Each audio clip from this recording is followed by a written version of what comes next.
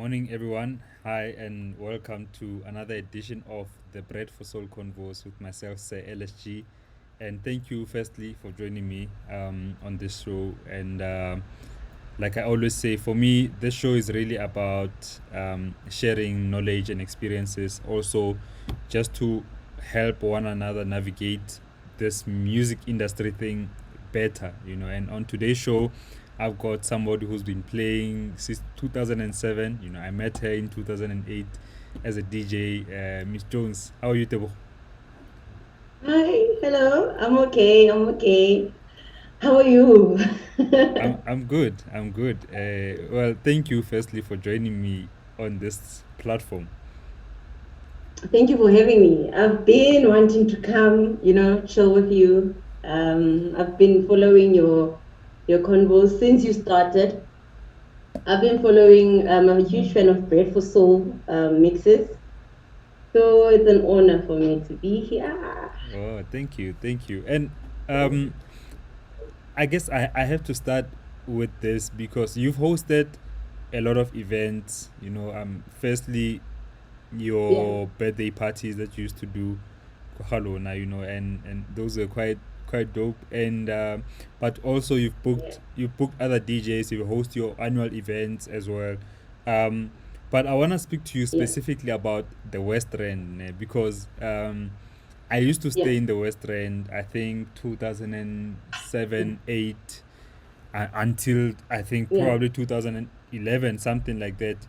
And at that yeah. time, Kagiso, Mutlakeng, there were a lot of, there were a couple of dope venues, but generally the vibe was nice. Playing in the Mm, West End, you could play anything. that's true.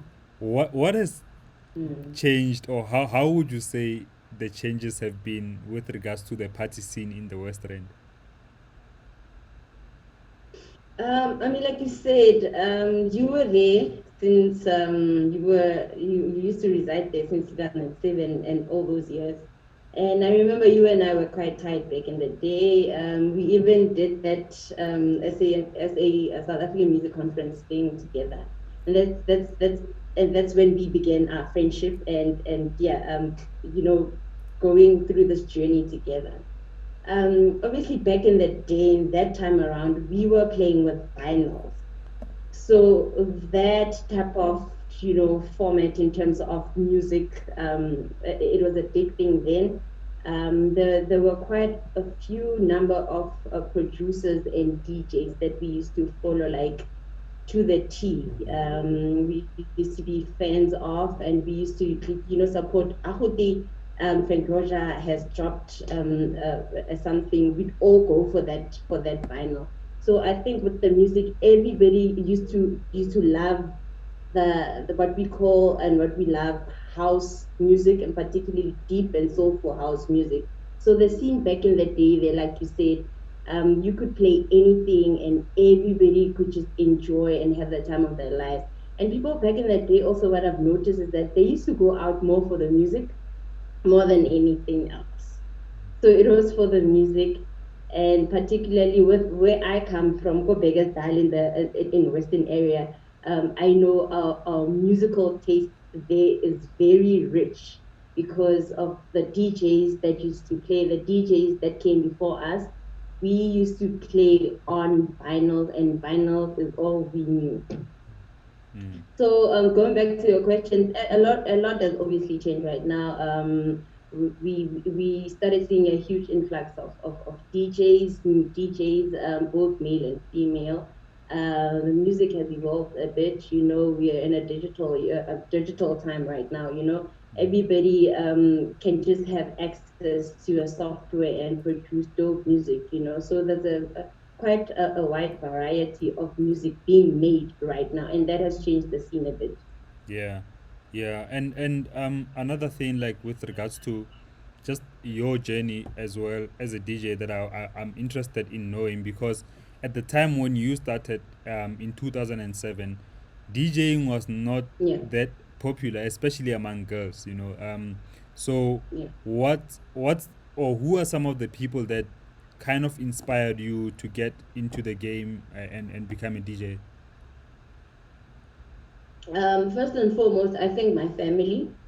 I have to give props to my sister. She saw something in me that I didn't even know I had. She could see the effect and the impact of music and what it did to me and my mood in general. We could just be cleaning the house and there had to be music playing in the background, and I would literally just clean the whole house. So it had a huge, a positive impact in my mood and in whatever state that I was in. And then she introduced me to a local DJ who was doing big things back in the day as well, by the name of DJ Skink. So he taught me how to play, and he's one of the biggest influences in my life, because he taught me the first beat, like literally first beat. Mm. And then I had people like, your DJ PK, still home ground, still the people that I grew up with, still the people that were around me. And then they introduced me into this whole new world because all I wanted to do was just to learn how to play or do something in the music industry. And then DJ PK now started talking about playing for radio, and I was like, no, no, no, no. I was not here for that. I just wanted to know how to operate these things. So he got me a few, dope slots. I think my first radio slot was with YFM, for that Tato and Tato show. I was battling it out with a few dope female DJs that are still making strides right now. So that's where my journey started. I was inspired from my home ground, and then it gradually filtered up through the ranks. Yeah, and so Yeah. you love So DJing this much, but then you still went on to study journalism. So I'm like, hey, man, okay, I didn't even know that you studied journalism. So what was the reason behind going to Boston and doing journalism instead of going to a music school or a DJ school or whatever the case may be? I think back then, DJ schools were not a thing. It was not seen as a professional course that could be, created by Mm, any institution. So I just still within that entertainment space, I wanted to find myself in there. So that's when I went to Boston Media House. I actually did journalism, radio, marketing, advertising, and TV production, and public relations. So having done all those subjects, actually, just it makes sense to me now as to why did I want to see myself inside the media space, because entertainment is also media. It incorporates all things media. You need a PR practitioner. You need to know things that are happening currently. You need to know things that are happening in the radio industry, in the TV industry, and whatnot. So it equipped me to be where I am right now and what I do right now. So it all makes sense. yeah, yeah, and I don't know, like there's a bit of noise coming from your side, but I guess because Ogospani, I don't know if you are able Yeah, I'm to. sorry about that. I don't know what happened. Okay, Yeah, yeah, no but I think worries. Okay, it's outside. Yeah, yeah, okay, cool. So another thing, then from the SAMC in 2008, where you and I met, and I'll tell yeah, people what happened. During that time, the DJ competition. But anyway, yeah, I really wanna get into your, because by that time, 2009, like you and Lerato yeah. had formed a group. I don't know if whether just two of you or Nohona Lebatoawang also in the as Lira Jones. There were five of us. So we had formed a group, and we actually registered a company. We registered the group. The name of the company was Femi Sounds Yeah, Entertainment. yeah, Femi Sounds. I remember. Remember? I remember now. Yeah, yeah, yeah. I was looking for the name. Yes, Yes, yes. yes, yes, yes. So it was me, Lerato Moloi, DJ Lerato, Lerato Matsoso, Yeah. who is doing great things in the print industry right now. Yeah. Who else? Was it Pila? DJ Fields. Yeah. I don't know if you still remember her. She stopped playing. Yeah, Oh, so she called herself DJ Feels. mm, And then Dumi, yes, yes. Dumi Masegela. So me and Lerato were obviously in the forefront because we wanted to push the brand Lera Jones. Mm, That's when we released the album under Aposthetic Records with Homotahang Mohale, that incorporated of about 13 locally produced tracks. We even had a remix from the internationally renowned DJ and producer Abika. So that song did very well. You know, that album did very well. It really opened a lot of doors for us. You know, we got recognitions from the likes of DJU, DJs United. mm, So it was Kironare Fatela, you know, yeah. the legendary Greg Maluka, and the likes, you know, DJ Christos. I remember Black Coffee used to be a fan of Lerato's DJ sets. Mm. So we were just in the right cycle at the time. It was a really good time in our lives. Yeah, and at the time, like for me, because you guys seem to have almost cracked into the industry, like you were there, Nilitsen, like, and Hey, bruh, like there was so much media coverage traction. around Lyra Jones, like you said, Yes, you released the album, you got a remix from Abika Soul, and at that time, Abika yes. Soul was one of the hottest producers, like, yeah, Dude, really, like, so, but then it ended, like, and I am not so much interested in why the group stopped functioning, but I'm more interested in the lessons, like, of course at that time I was part of a group as well, and yeah. I guess there are different dynamics while you are in a group, and people will part ways for different reasons. But what are some of your lessons, especially with regard, whether good or bad, with regards to what happened between like you guys, whether as a duo or with other people who were around you guys? Okay, so I learned the business side of the industry from that time. That was when I was being open to things such as contracts, management and stuff like that. It was not just only about the music at that time. A whole lot of elements were now starting to open up, and things like working together with other people as well, and how to present ourselves. And we learned that it's not just the music, you're also a brand, people look up to you. So we learned things around, how to conduct ourselves, how to do business, how to draw up invoices and contracts. We traveled a lot. We even got to play outside the country at some point, and I got to be introduced to a whole lot of other cultures in terms of music and the club scene and the entertainment scene in general. So that's what I learned from the whole experience. And then post that, obviously, like you said, it ended. Well, it ended well, luckily. We're still friends even now. I still talk to Lerato Matoso, I still talk to Dumi and DJ Lerato as well. So, and then after that, I had to now, venture out and do things on my own.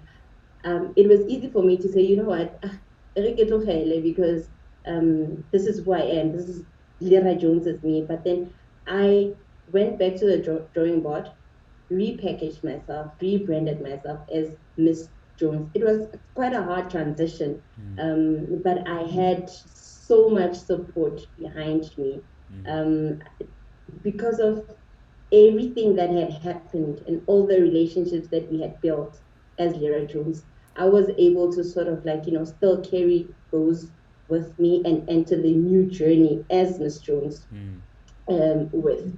So I had made a lot of friends in the industry that I could reach out to. They helped me a lot. I had made friends mm, mm, so the legendary Vini Da Vinci became more like a mentor to me.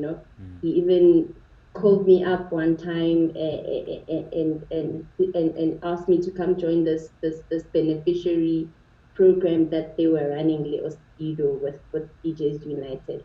So that on its own relaunched my brand as Miss Jones in the industry and repositioned my brand in the industry. So that's how I found my way back again. Yeah, and I want to get into that as well, like that kind of having a mentor, and people around you who can assist you, who can advise you as well.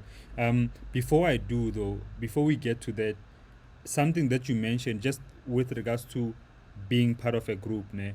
No matter how well a group Yeah, is doing, and this is a message I also want to share with people that are watching. No matter how well your career is doing at a certain time, things could happen that force you, or something could happen that forces you to kind of start over, and you yeah, might be thinking, ah man, I've built this brand for such a long time, I've been doing this for such a long time. But what most people miss, we never really realize how quick things can get back on track once you get a right mindset, like yeah. so when I left Hood Natives, Lena, well, luckily for you, it was kind of amicable, like Nicole Grand one. With my case, it was like a bad breakup. Like when you're in a relationship with somebody, and like, yeah. Yes, So it wasn't a yeah, nice this is one. toxic. Yeah, no, it was very Yeah. toxic. Yeah, it was a toxic relationship. But the thing is, Lena, I was at the time 2011. I was like, damn, man, I've been building this thing, obviously with guys, but I've been putting a lot of work behind this brand, and to get out of it just like that, it wasn't easy. But I mean, like, I'm here now. I've done so much. Yeah, I had to start you've done literally. so much. Yeah, I mean, thank you. But I had to start from nothing as well, because at that time, Yes. people were used to me as being part of the group, but I had to Yeah, kind of rebrand the Sir LSG name and then grow from there, literally from nothing. And the point I'm trying to totally. make with this is that Yes. anybody can start. You can start right now. Like, if you feel like you haven't Right been now. getting a lot of PR thing, a lot of social media things right, if you haven't been getting certain aspects of your brand right, you can literally start Yeah. today. You can be like, okay, forget Yeah. what happened in the past. I'm gonna start here and move forward. Um, Totally. yeah. But this thing, yeah, development that you spoke about with regards to, I want to ask you about it, yeah, mentorship, because you were a beneficiary of Oskido's, I believe, foundation. And what was that foundation really about, if you could explain to people, and what kind of help did you get from it? Okay, so the foundation was really about taking upcoming artists or let's say DJs at that point, because that was the focal point of or around that program. So they took us for a week.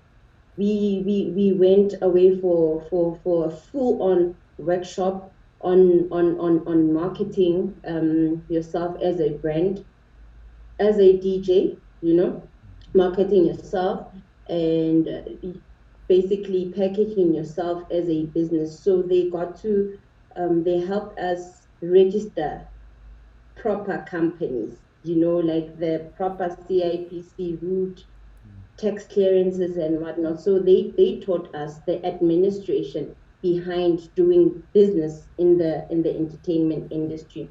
They taught us the technicalities behind, the entertainment industry. So from your music production to an events production, even, sound engineering was also a part of the program. And also what we got to share and meet a whole lot of established DJs and brands in the industry. Yes, so that taught me a lot.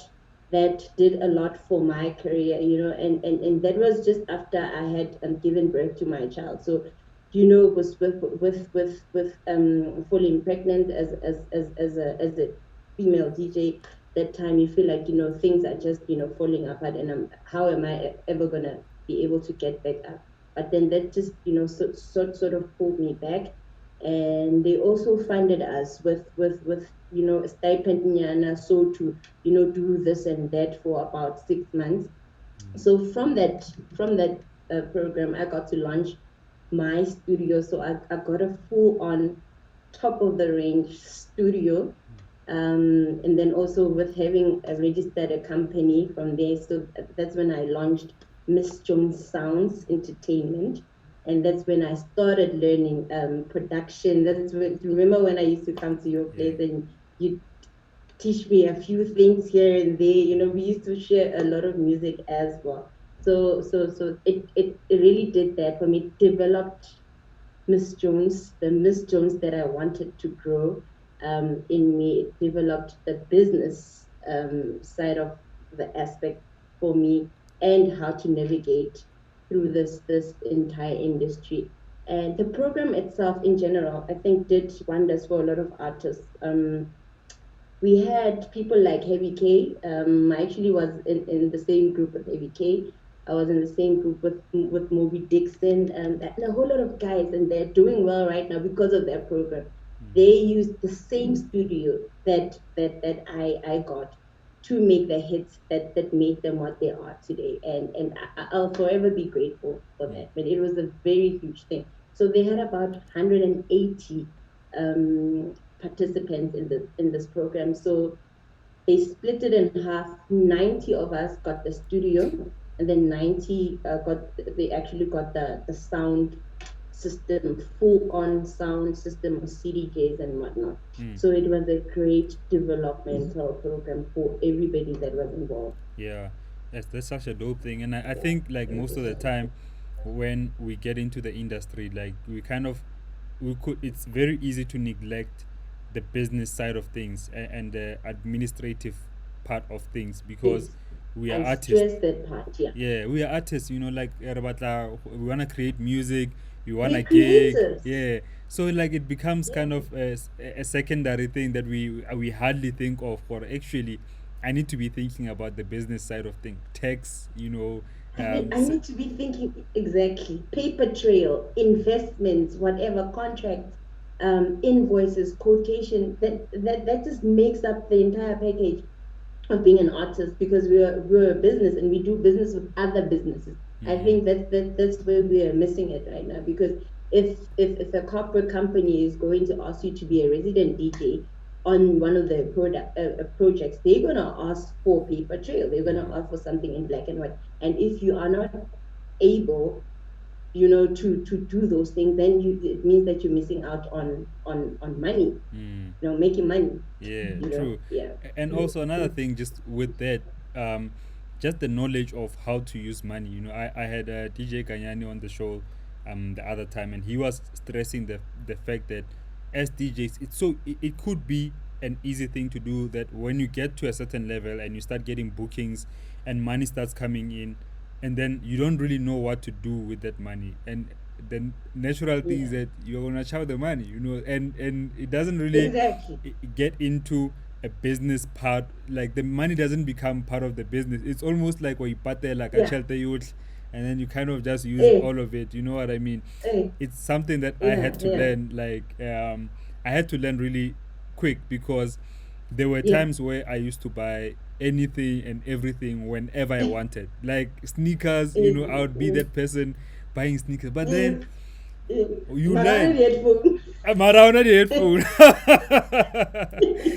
Yeah, there you are, using the headphone, Mario, you looking fresh as hell. Yeah. It doesn't work like that. Also, Me re- too, man. yeah, Yeah. remembering that sometimes gigs don't come. Sometimes you are there 2 months, and there's not a single strong gig, Exactly. but then you shout There's no 20,000 rand. guarantee. Yeah, exactly. And Yeah. I guess that's another important thing when I'm talking about development. Another important thing that SAMC really was, Yes. there's something that I want to get to talk to you about, because you mentioned it, and this is like falling pregnant, and you were quite young. I remember I was talking to you. Mm. Um, my daughter had just been born. I think they were born almost at the same time. My daughter and your child as Yes. well. They were. Yeah. Yeah. What are some of the, because some of these things people hardly talk about, like as a female being in the Yes. industry, it's almost like it's a touchy subject to talk about pregnancy and Yes. falling pregnant.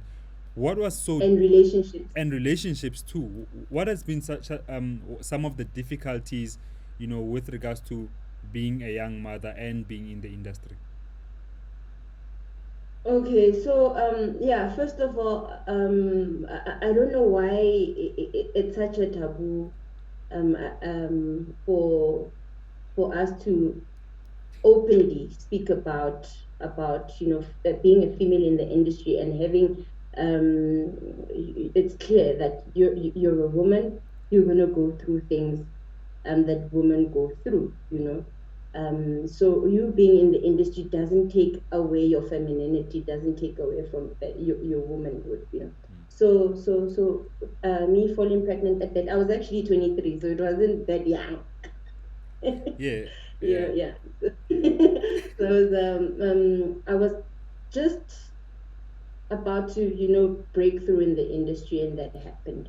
So that was a bit of a fallback for me, and hence I mentioned that I didn't know how I was gonna be able to pick myself and get back on track in terms of being in the industry again, getting bookings and being relevant.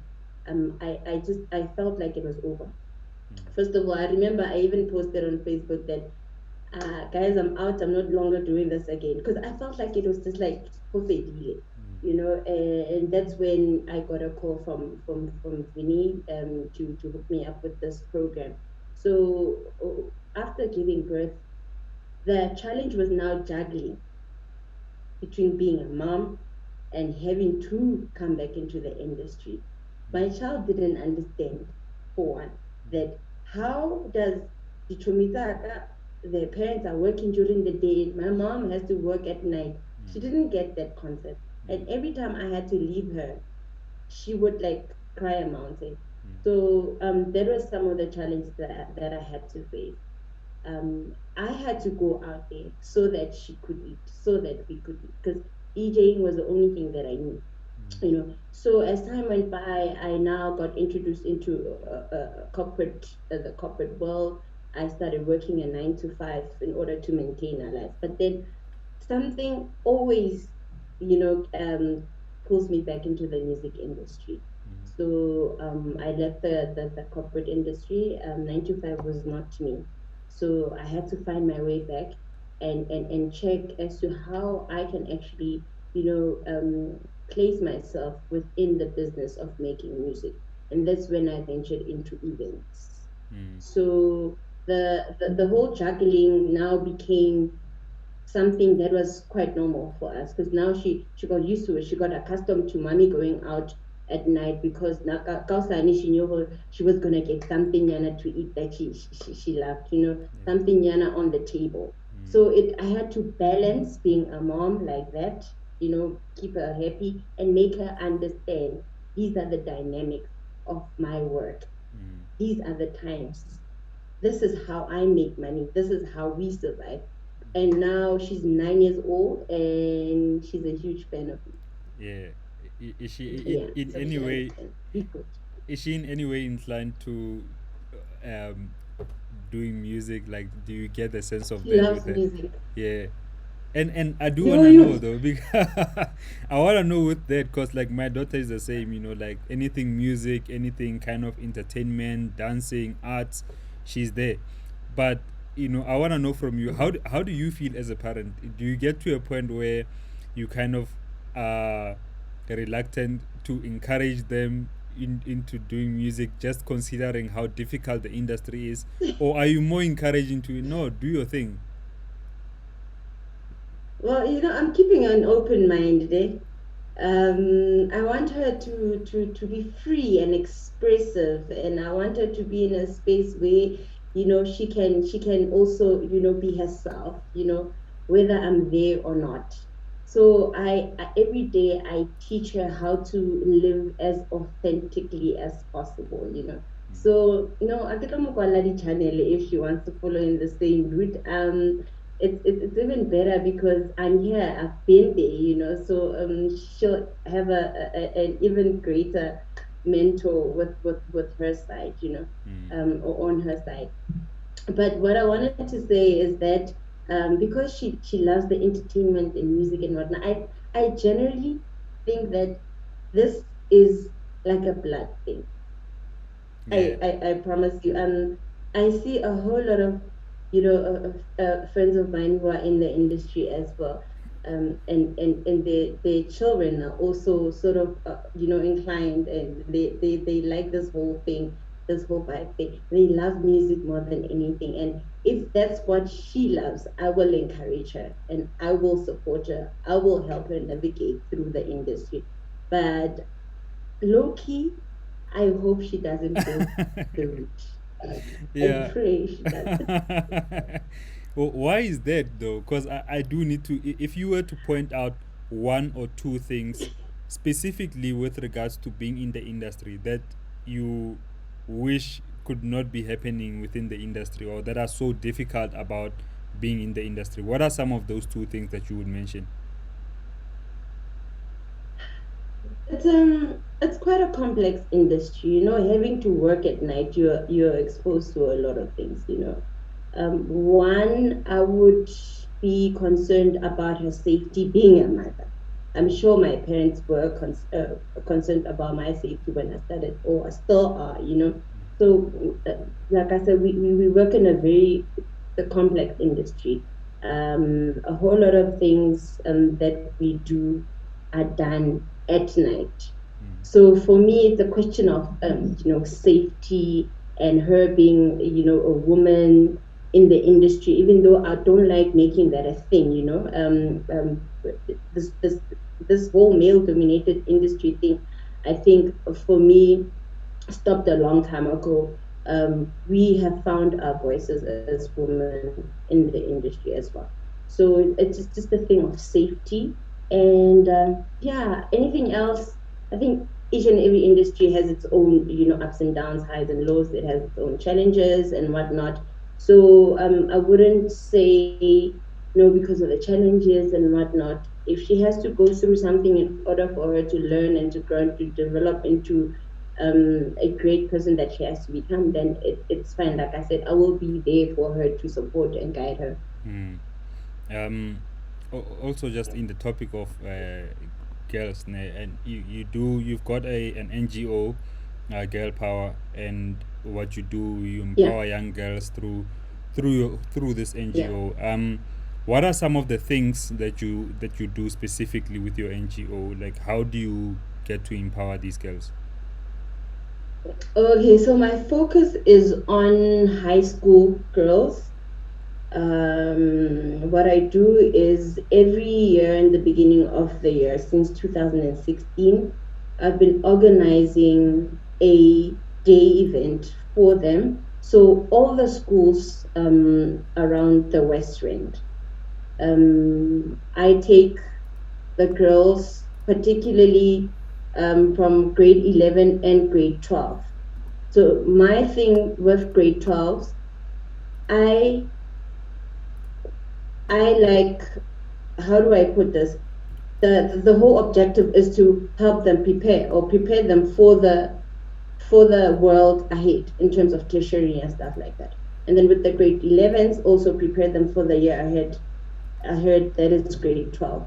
So what I do, I invite different stakeholders, so the Department of Health, Department of Home Affairs. I invite the municipality and the youth coordinators and whatnot, and we talk about things that surround your daily, girl child's life and challenges. We talk about, their personal well-being. We donate sanitary pads for them. We donate notebooks for them. It's just a day full of information, motivation, and just to recharge them for the year ahead, for the year ahead. Yeah.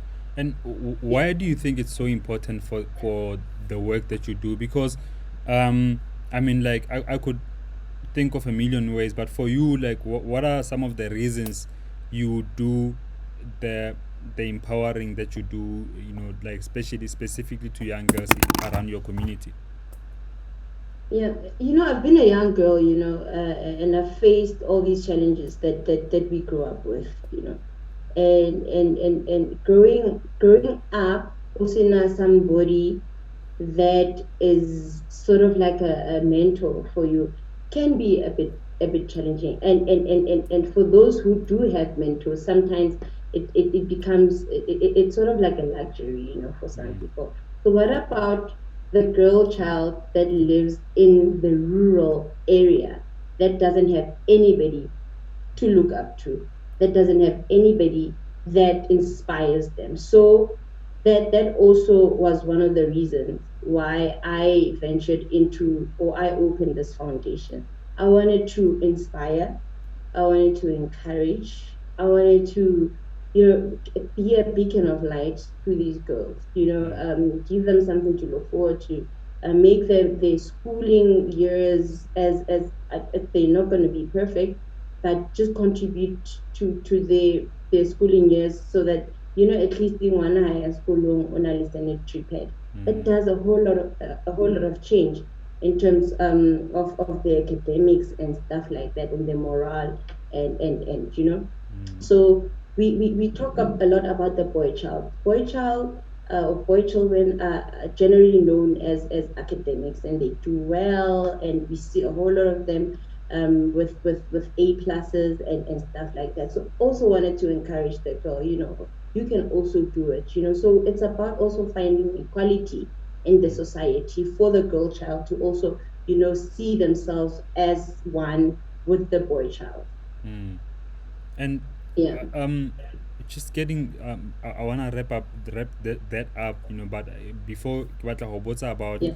um, do you feel that the industry has become more open towards female artists and female DJs, or are there some of are there still some challenges that you have dealt with in the past that you see happening, kind of still occurring for against the female artists or female DJs?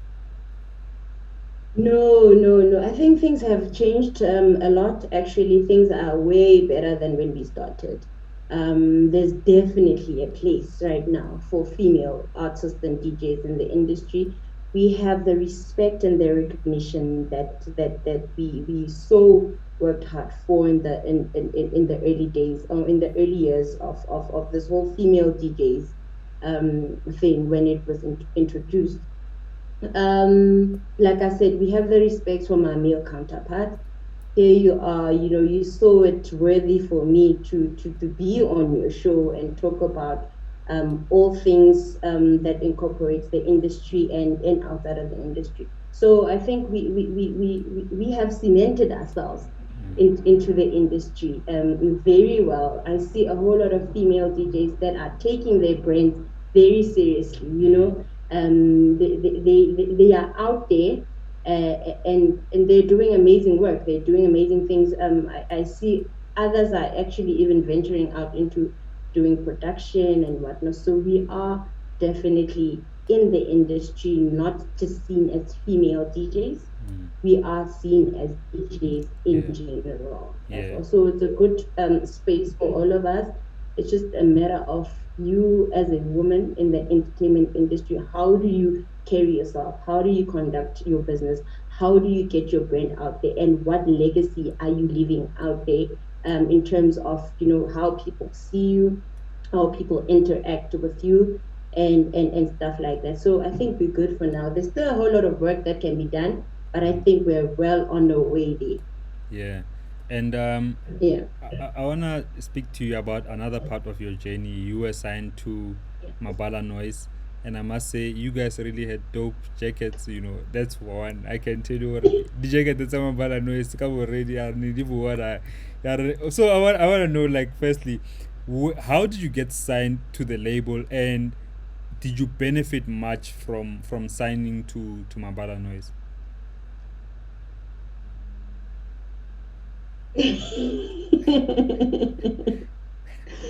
Yeah, that was an interesting part of my life. Very interesting. Yeah, I was signed by the label in 2015. When it started, I was the only female artist there. So it was me, El Vovo, DJ Bongs, Victory Boys, and Du Boys. Right. I got the opportunity because of the work that I had done before with my brand. I had already released about two or three songs, in the all the stuff that we covered already. So it was already out there, and then that's how they recognize and they so worthy for Bambi and to be a part of the stable. So that was quite dope. It did a lot for me as well. So that was like it took the brand up a notch. So I benefited a lot. And yes, the jacket is nice. I would say that the jacket. I still have the jacket actually, by the way. Yeah. So I released music under Mabala Noise. I met dope people under Mabala Noise. I traveled a lot with Mab. They awarded me a whole lot of opportunities that any artist or DJ could ever dream of. I became who I always dreamed of becoming with Mabala Noise. And like I said, I released music. I got to work with amazing people like Gesta. Sirumule, who was my PR manager. We did amazing work. I mean, I was everywhere. I was literally like on every radio station, every TV. I did about two magazine covers with her. So that was a really dope platform for Yeah. me. And then they started signing the entire country, and I think we lost it there. Yeah, but tell me, before while we are still on that topic, were you one of the people that got the millions that were said to have been given to a lot of Mabala artists? I've never seen a million in I don't know, didn't tell you the 5 million, did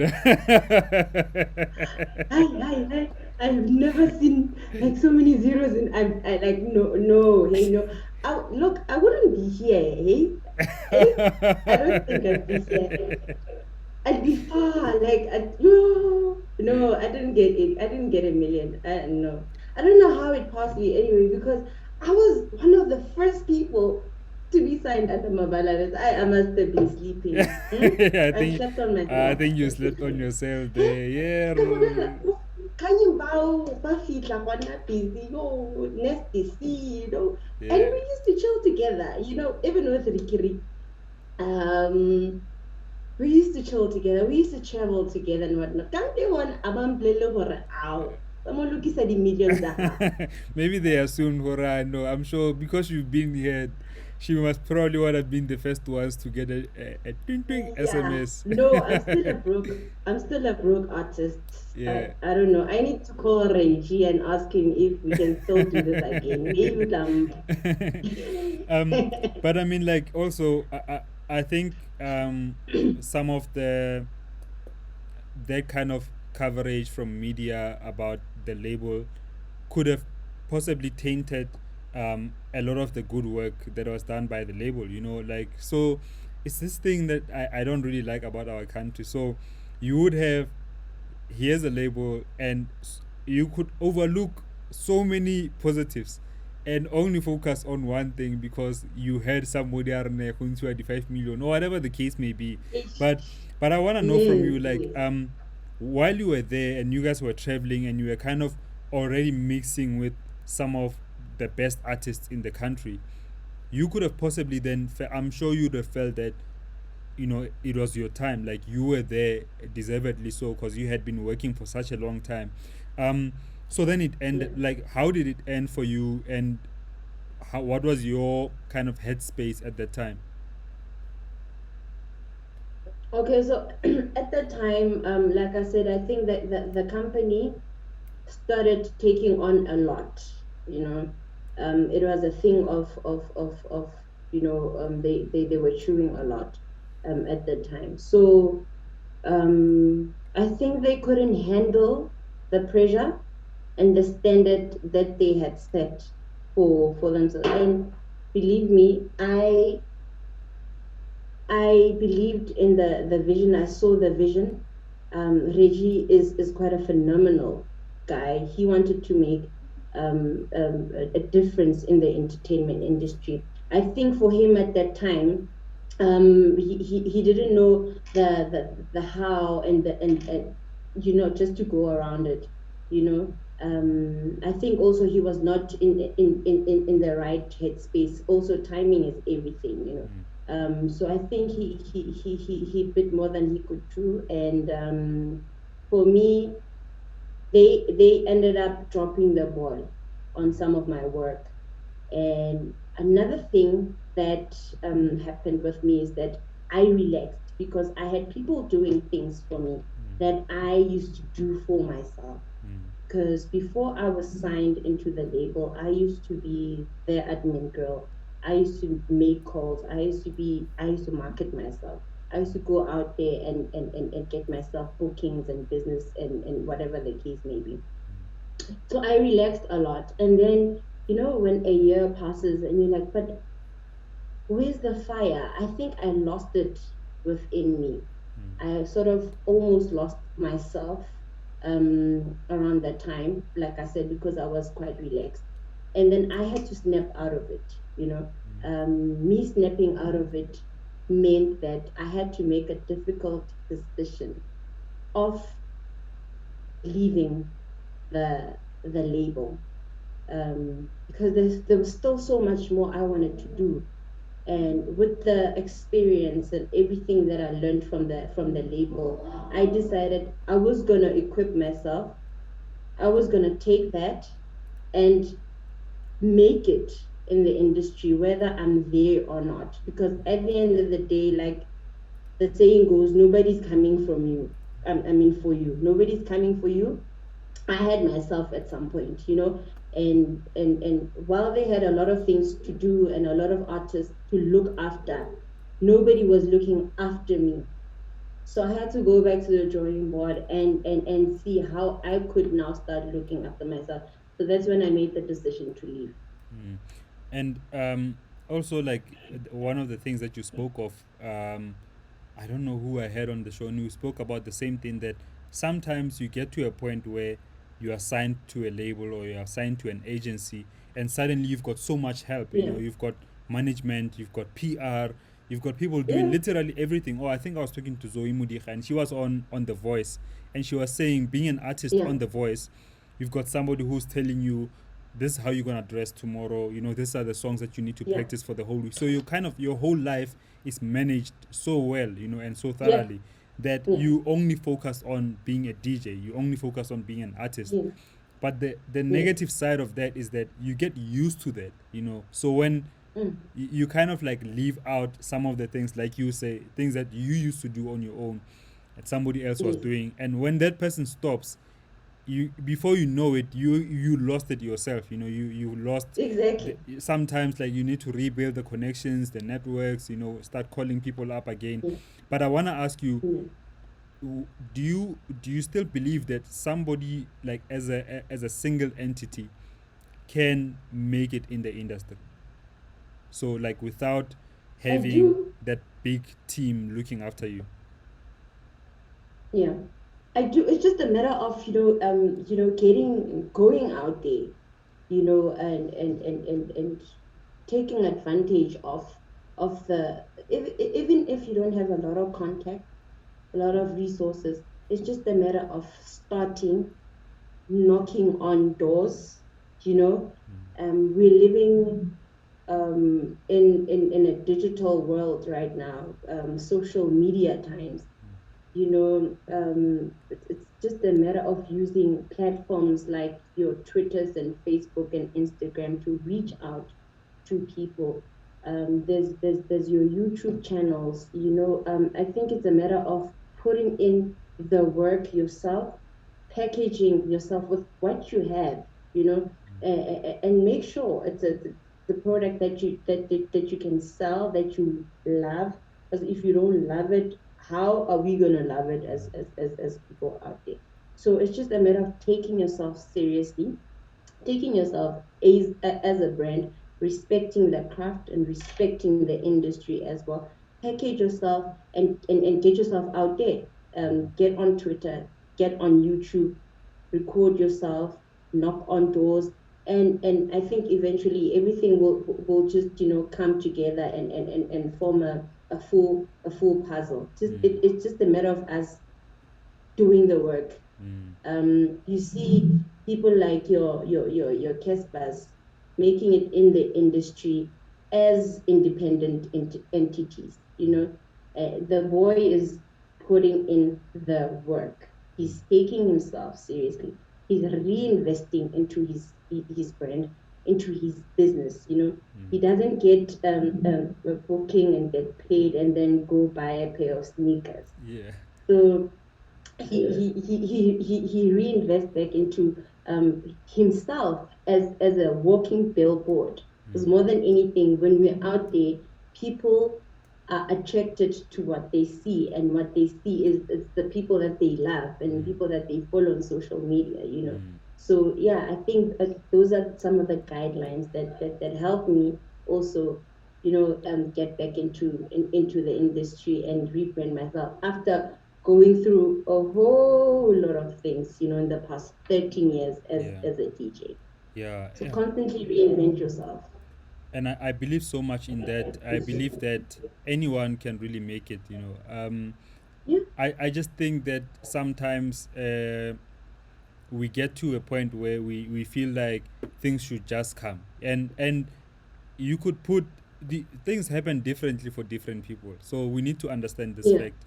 um I could yeah, start at the same time as a certain DJ in the industry, yes, and they could move quicker than I do, or things could yeah, happen faster, or things could happen yeah, slower for them.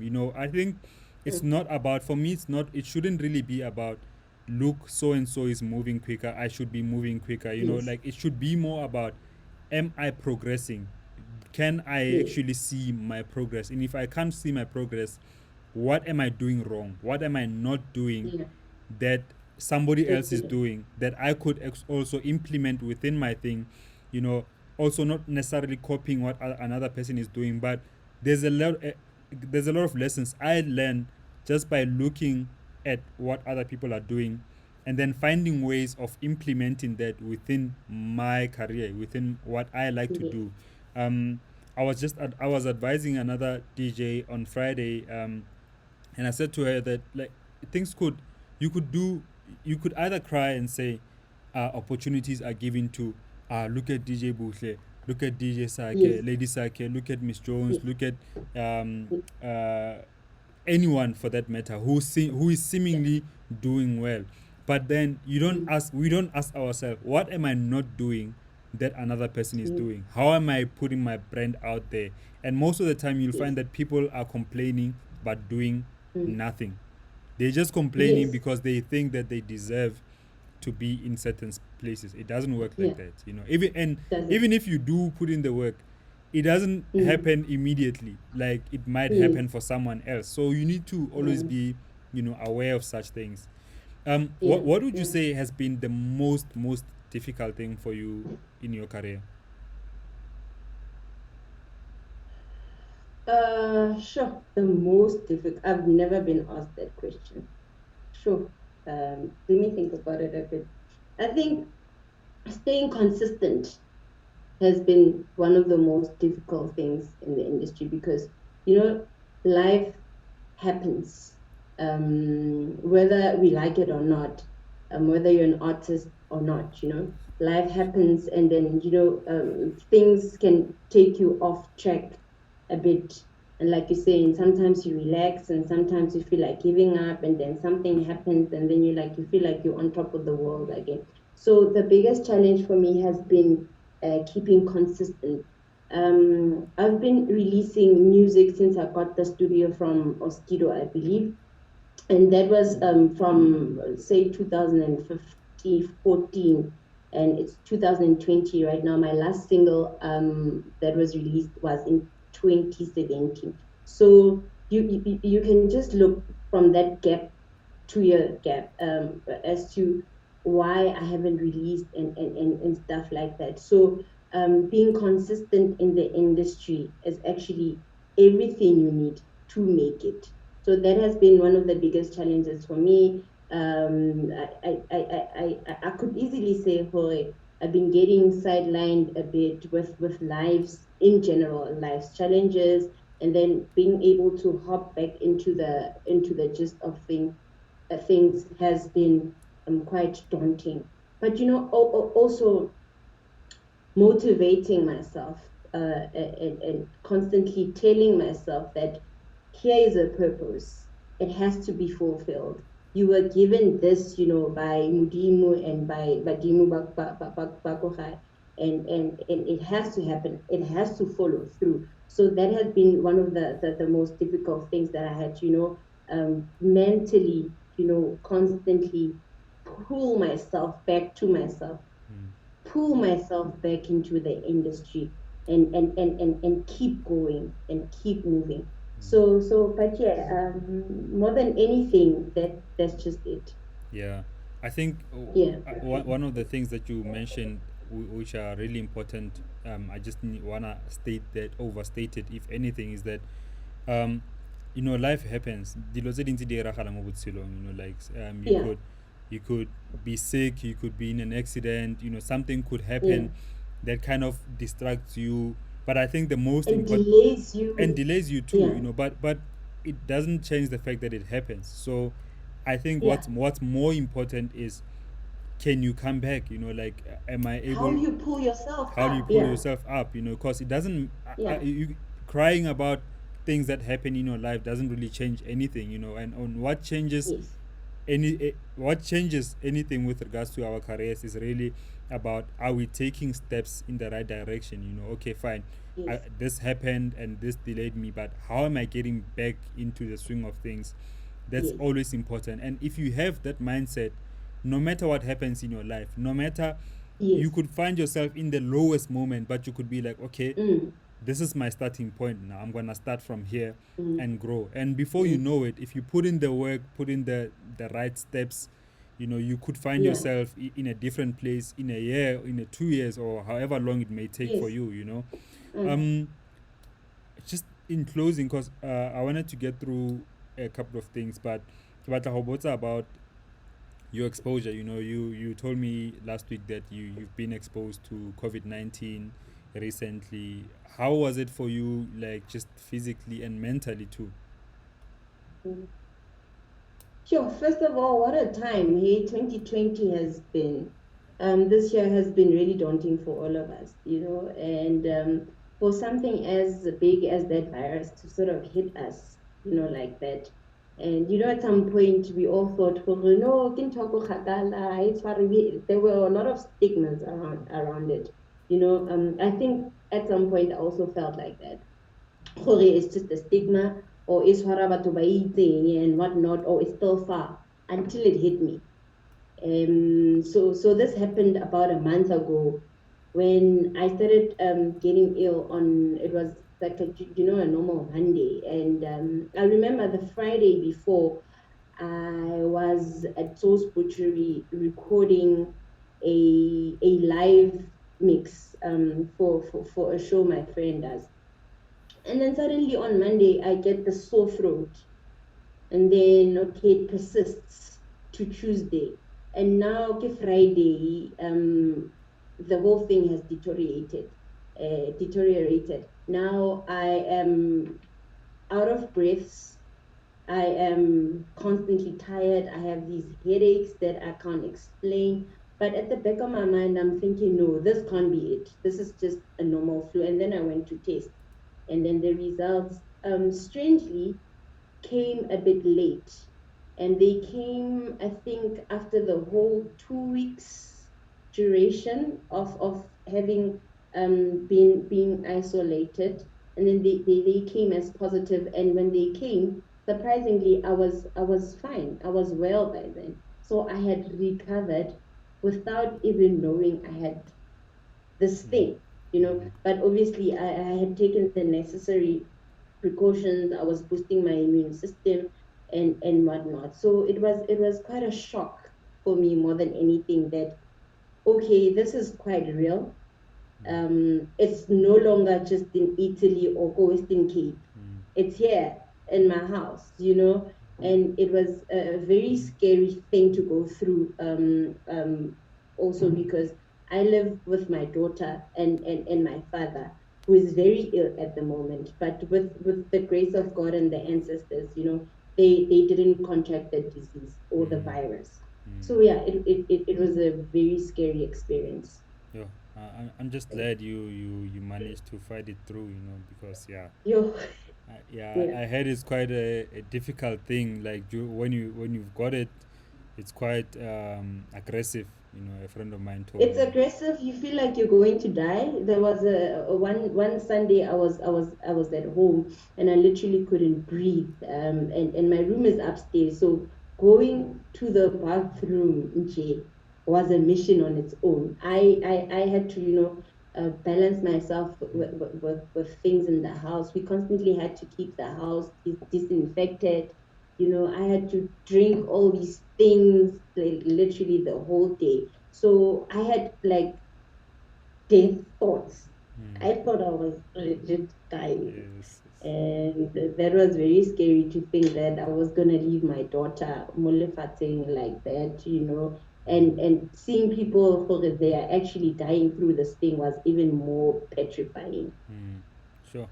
No, like Yeah, hey, re tumela hore, you are back, and I just hope that other people, guys, if you don't really need to go out, if you don't need, to be yeah, in certain spaces, don't be in certain spaces, and because exactly. like then Yeah, like you because but I work, I've got maybe once a week I'll go to work, but even then I try by all means to really stay away and be safe, observe all I'll adhere to all of these safety precautions, but you'll never know still, yeah. but the best thing is to really, I mean, like now we're on level 2, ka sanera hore ka majalwa, we need to really be careful, you know what I mean.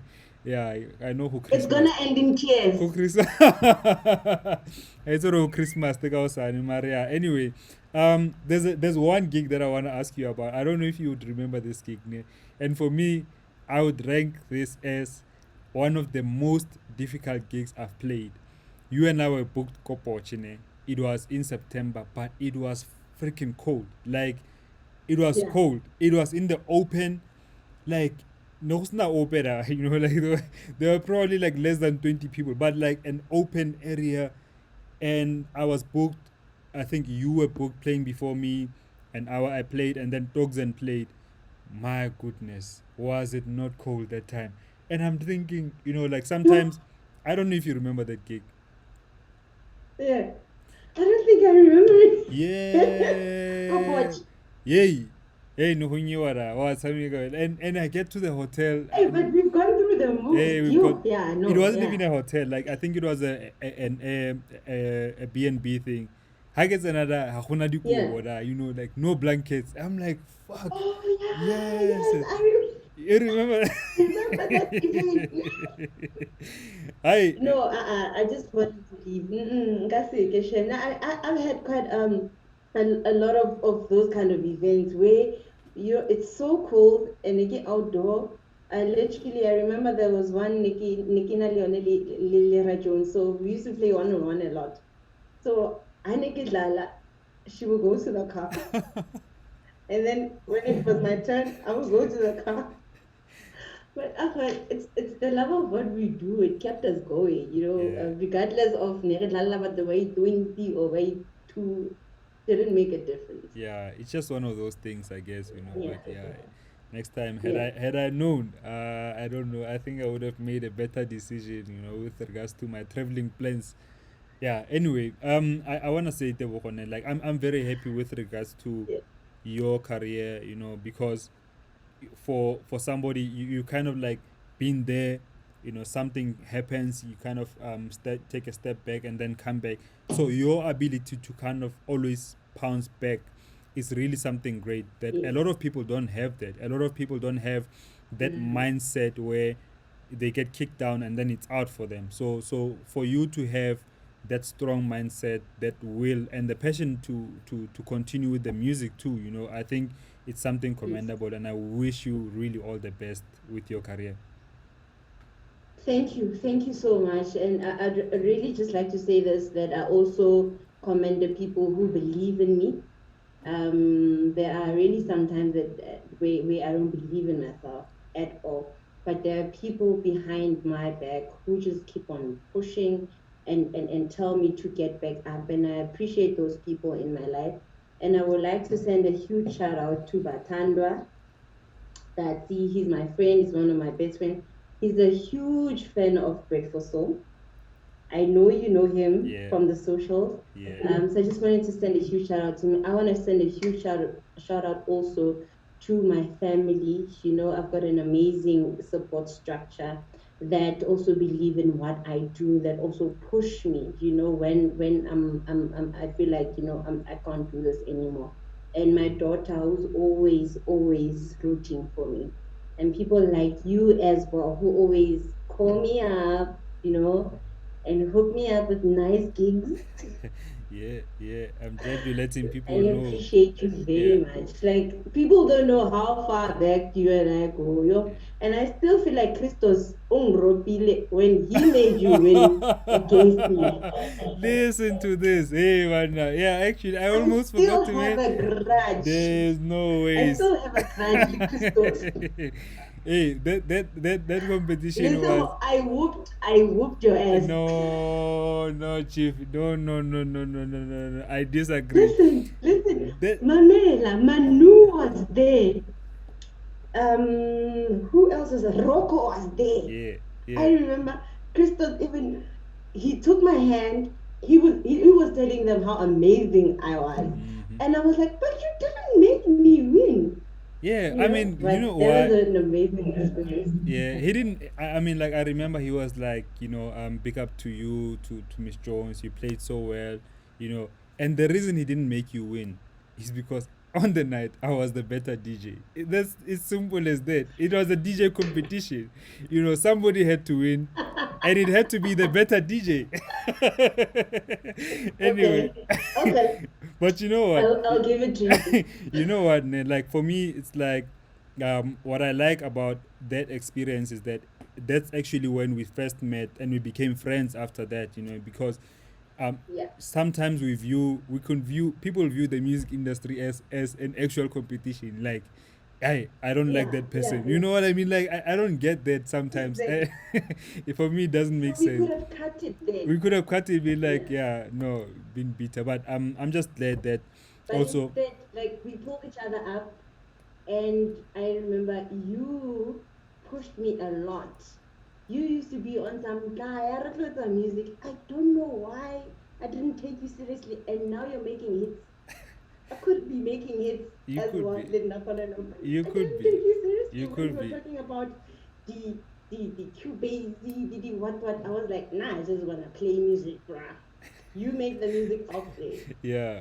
Yeah. But I mean, I'm glad. Yeah. I mean, like, you could still do it. You cannot simulate. No, it's just Yeah, that of course. I love it uh, now. this time you ask for a remix or something, it's gonna come with at a hefty price from me. I don't care about the friendship, business is business. So I want anyway.